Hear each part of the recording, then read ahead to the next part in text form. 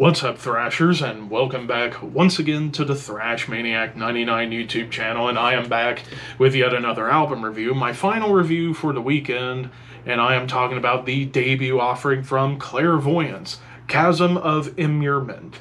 This also came out on July 18th, this time on Carbonize Records, and this is the debut album from this Polish death metal band. Now, of course, it seems like this year Poland is really taking over metal this year, because I've reviewed so many bands from Poland, like Behemoth, Hate, Sphere, a couple of others. And yeah, it's just like Poland's pumping out some killer releases this year. And I was expecting kind of more so the same kind of Polish death metal. Well, this one's very different from all the other Polish death metal albums. In fact, this album sounds closer to classic cavernous death metal, or even like modern old school death metal, as it kicks off with Eternal Blaze, right out of the gate with these cavernous tremolo riffs and grooves.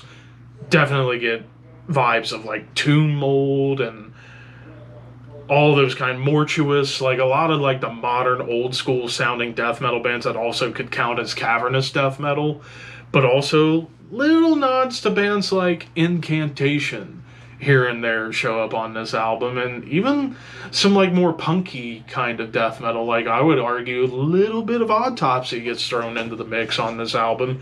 But with this opening track, definite Tomb Mold vibes, but dare I say, it does get a little bit blackened with the blast beats and the tremolos that show up here, but then it does switch up to a punky beat before you get some like nasty chugs, even a breakdown, and gross bass work on this track. Like the bass line that shows up at the end is pretty nasty, which leads me to talking about the production. The production, it is raw, it is cavernous, it is dark, but man, does it remain heavy though. Hymn of the Befouled, this one, and actually the next few tracks, all kind of go into a similar direction, where it's all about like lumbering riffs and grooves with, again, some like really cool blast beats and tremolo sections to add more of that like cavernous apocalyptic vibe to this album, almost like as if you're witnessing the Empire State Building crumbling in front of you while this music is going on. But Flesh Machine does introduce a new dynamic to the album, which actually adds also into the track Reign of Silence little nods of Death Doom. Like the opening riffs on these two tracks definitely lean a little bit on the doomy side, but they don't last very long. In fact, they go back to the lumbering grooves and gallops and tremolos and blast beats.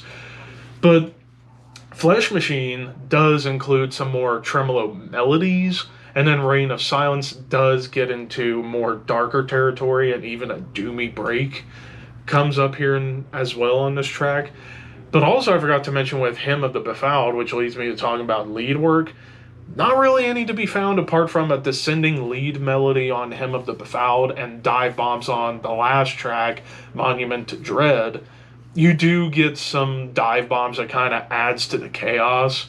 And then Blood Divine, probably the most straightforward song on here, where it's just covering four major death metal tropes: blast beats, tremolos, chugging riffs, and groove. So it just felt like a proper, like, standard old school death metal song. And then Monument to Dread, which was, I think, the longest track of the album. This one kind of goes for the same vibes as Blood Divine, but adds more to it as far as breakdowns, and again, another doomy break. So, for the most part, this album, I will say one of the problems I do have with this album is that a lot of these songs kind of follow the same formula for the most part, except for a few tracks where they will incorporate a little bit of doom, and then in the case of the opening track, adding a touch of blackened death metal and punk. But aside from that, as far as like the main bread and butter of this album, it's just all about just blasts and tremolos and groove and chug. That's really what it's kind of going for. And while they do those parts pretty well for the most part, especially considering this album is only 6 tracks and it's 34 minutes. I honestly feel like a lot of this does kind of drag because it almost sounds like you're listening to the same riffs over and over and over again. Like, there's not a whole lot of variation in the songwriting department here, apart from just adding a couple of things here and there, which, I mean, I get it's the band's first go. Obviously, they're probably going to need more time to really figure everything out.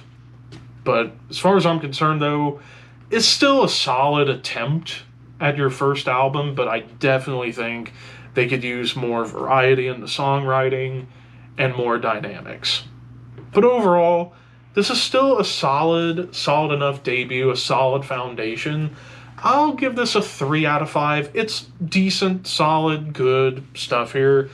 I just hope that whenever they do another album, add a little more variation to the songwriting as opposed to just sticking to the main 4 ingredients of, tremolo, blast, chug, and groove. Like, add more doom, maybe add more punk, even add some thrashy breaks or even some technical work or even more melody to just add more flavor to this recipe. But overall, like I said, still a solid foundation. And that's all I got to say about that. But of course, these are just my opinions. What did you guys think? Let me know in the comments below, and don't forget to like, comment, share, subscribe, all that fun stuff. But until next time, thank you for watching, keep your horns high, and your dreams wet.